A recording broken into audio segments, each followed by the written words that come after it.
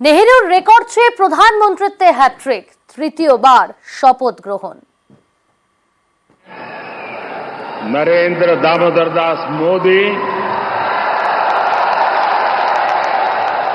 ईश्वर की शपथ लेता हूं कि मैं विधि द्वारा स्थापित भारत के संविधान के प्रति सच्ची श्रद्धा और निष्ठा रखूंगा।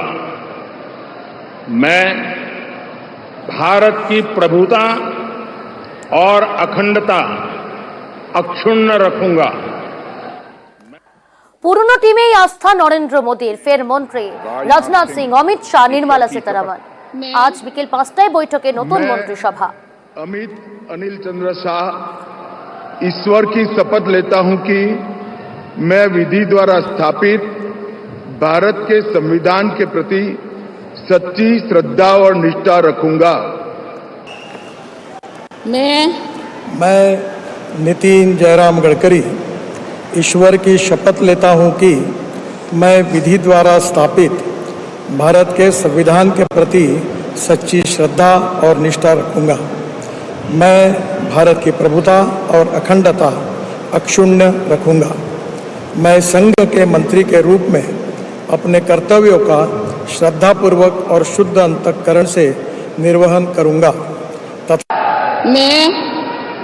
मैं राजनाथ सिंह ईश्वर की शपथ लेता हूं कि मैं विधि द्वारा स्थापित भारत के संविधान के प्रति सच्ची श्रद्धा और निष्ठा रखूंगा। मैं भारत की प्रभुता और अखंडता अक्षुण्ण रखूंगा। मैं संघ के मंत्री के रूप में अपने कर्तव्यों का श्रद्धापूर्वक और शुद्ध अंतःकरण से निर्वहन करूंगा। মোদীর মন্ত্রিসভায় মহিলা মাত্র 7, লোকসভায় 38% মহিলা প্রতিনিধি তৃণমূলের। মোদীর মন্ত্রিসভায় 72 জনের মধ্যে মহিলা মাত্র 7। মন্ত্রিসভায় 30 পূর্ণমন্ত্রীর মধ্যে শুধু 2 জন মহিলা। স্বাধীন দায়িত্বপ্রাপ্ত 5 আসনে নেই কোনো মহিলা। এ বিষয়ে বিস্তারিত জানবো, রয়েছে আমাদের সঙ্গে সরাসরি নয়াদিল্লি থেকে আমাদের প্রতিনিধি মৈত্রী। 10 আসন থেকে সেটা কমে হলো 7, অর্থাৎ আমরা দেখলাম 2019 সেখানে আমরা যখন দেখেছিলাম মোদীর ক্যাবিনেটে 10 জন মহিলা, সংখ্যা তো ক্রমশ কমছে।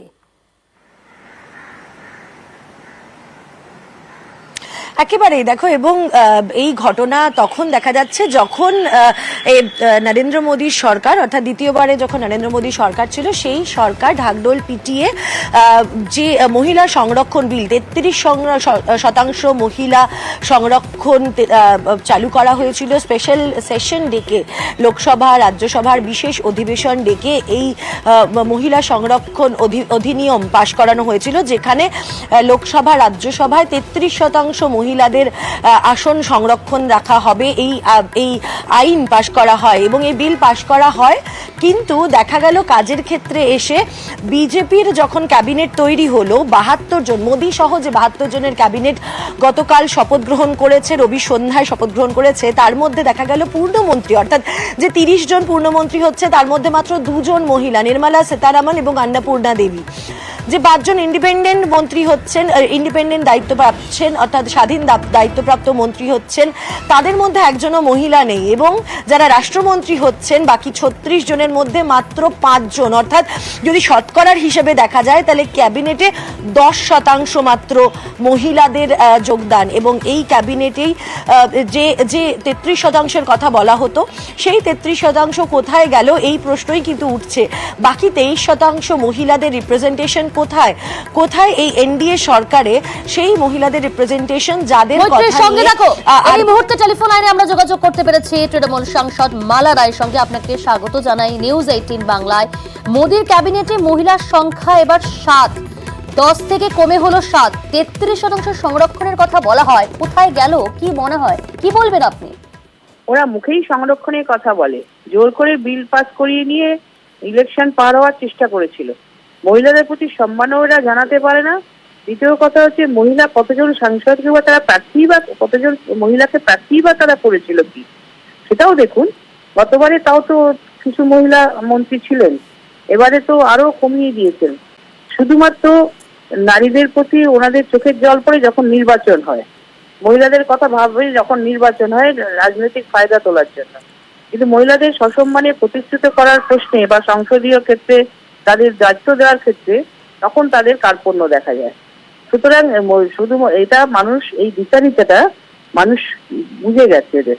সুতরাং এই রাজনৈতিক ফায়দা করার জন্যই এরা মহিলা বিল পাশ করেছে, যদিও সেটা সুদূর প্রসারী, এখনো অব্দি সেটা ইমপ্লিমেন্ট হবে না এখন, কিন্তু তাহলেও এইসব মানে রাজনৈতিক ফায়দা তুলছে। এটা নারীদের প্রতি সম্মানও এরা জানাতে পারে না, নারীদের প্রতি নারী লাঞ্ছনা হলে সেখানে যাওয়ার প্রয়োজনও মনে করেন না প্রধানমন্ত্রী। এবং দীর্ঘদিন আমরা লোকসভাতে যখন আলোচনা চেয়েছিলাম মণিপুর ক্ষেত্রে নারী লাঞ্ছনার বিরুদ্ধে, তখনও কিন্তু এবং নারকীয় ঘটনার বিরুদ্ধে, তখন কিন্তু 5 মিনিট এসে ভাষণ দেওয়ারও কিন্তু বা উত্তর দেওয়ারও প্রশ্ন যখন সবাই সাংসদরা চেপেও ধরেছিলাম, সেখানেও কিন্তু তিনি আসবার প্রয়োজন মনে করেননি। সুতরাং এটা হচ্ছে ওদের মানে এমন একটা নারীদের প্রতি এমন অদ্ভুত একটা অবিচার, এই অবিচারটা একমাত্র মোদী সরকারই করতে পারে, বিজেপিই করতে পারে। এটা কিন্তু অন্য কোনো দলের কাছে আমরা এতটা আশা করি না এবং তারা করেও না।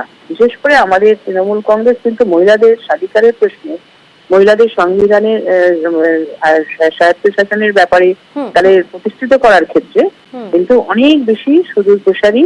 এবং মমতা বন্দ্যোপাধ্যায় দীর্ঘদিন আইন যখন হয়নি তখনও পঞ্চায়েতের ক্ষেত্রে মহিলাদের দায়িত্ব দিয়েছেন প্রচুর, নগরপালিকার ক্ষেত্রেও তিনি বহু মহিলাদের দায়িত্ব এনেছেন এবং আজকে মেয়র থেকে চেয়ারম্যান থেকে শুরু করে সারা পশ্চিমবাংলার বুকে মহিলাদের দিয়েছেন। যখন মহিলাদের বিধানসভা বা লোকসভায় প্রার্থী করেছেন তখনও প্রায়োরিটি দিয়েছেন।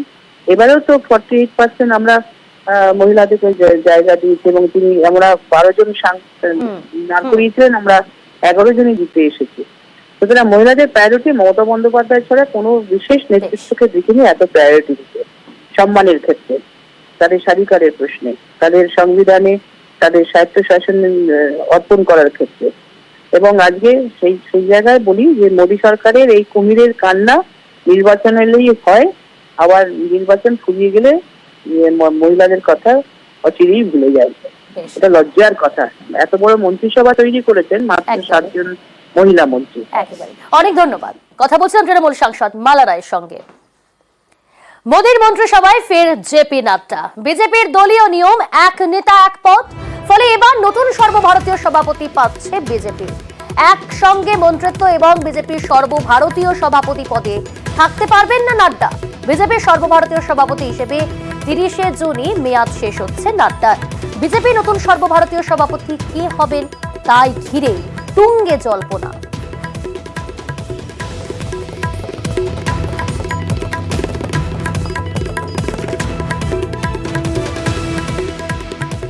সুকান্ত মজুমদার মন্ত্রী হওয়ায় রাজ্য সভাপতি বদলের সম্ভাবনা। বঙ্গে নতুন রাজ্য সভাপতি নিয়ে বাড়ছে জল্পনা। সম্ভাব্য রাজ্য সভাপতি হিসেবে উঠছে শ্রমিক ভট্টাচার্যের নাম।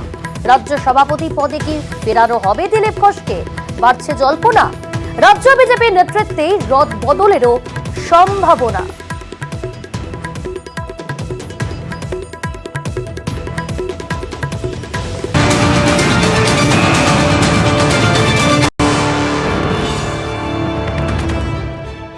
মমতা বন্দ্যোপাধ্যায় ঘোষণা করেছিলেন হরিয়ানায় আন্দোলনকারীদের কৃষকদের পাশে থাকবে তৃণমূল কংগ্রেস। সেখানে তৃণমূল কংগ্রেস আন্দোলনকারীদের সঙ্গে দেখা করবে তৃণমূলের 5 প্রতিনিধি দলের ডেরেক ওব্রায়েন, সাগরিকা ঘোষ।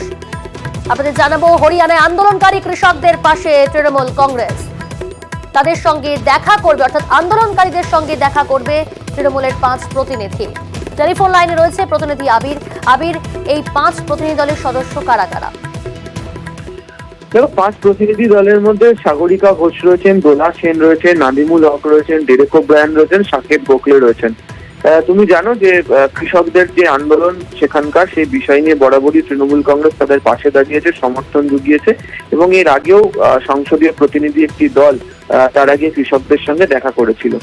সাম্প্রতিক সময় দেখতে পাওয়া গিয়েছে যে কৃষকরা তাদের আন্দোলনের ক্ষেত্রে বিজেপি বিরোধিতার ক্ষেত্রে যেভাবে সুর চড়িয়েছে বা কেন্দ্রীয় সরকার কৃষকদের জন্য যে নীতি প্রণয়ন করেছে তা নিয়ে তাদের যে অসুবিধার কথা জানিয়েছে, সেটাকে তার বিরোধিতা করতে তৃণমূল কংগ্রেস যে কৃষকদের পাশে আছে, তাদের দাবির প্রতি যে তারা সহানুভূতিশীল সেই বার্তা তারা দিতে চায়। ওই কারণেই গত শনিবার দিনকে কালীঘাটে যে দলীয় বৈঠক হয় তৃণমূল কংগ্রেসের, সেখানেই মমতা বন্দ্যোপাধ্যায় জানিয়েছিলেন যে তৃণমূল কংগ্রেসের সংসদীয় প্রতিনিধি প্রতিনিধি দলের সদস্যরা তাদের সঙ্গে গিয়ে দেখা করবেন, কথা বলবেন। এর আগেও কৃষক আন্দোলনের অন্যতম নেতা রাকেশ টিকায়েত তিনি কলকাতাতে এসেছিলেন, তিনি দেখা করে গিয়েছিলেন এবং বিভিন্ন সময় কৃষকদের উপর যে পুলিশি অত্যাচার তা নিয়েও বারবার ধরে সরব হয়েছে তৃণমূল। আজকেও কৃষকদের পাশে যে তারা রয়েছে এবং নতুন কেন্দ্রীয় সরকার গঠন হলেও বিরোধী পক্ষ ইন্ডিয়া জোট যে তাদের পাশে থাকবে সেই সংক্রান্তই বার্তা মূলত দেওয়ার জন্যই প্রতিনিধি দলের সদস্যরা হরিয়ানাতে গিয়েছেন। ধন্যবাদ।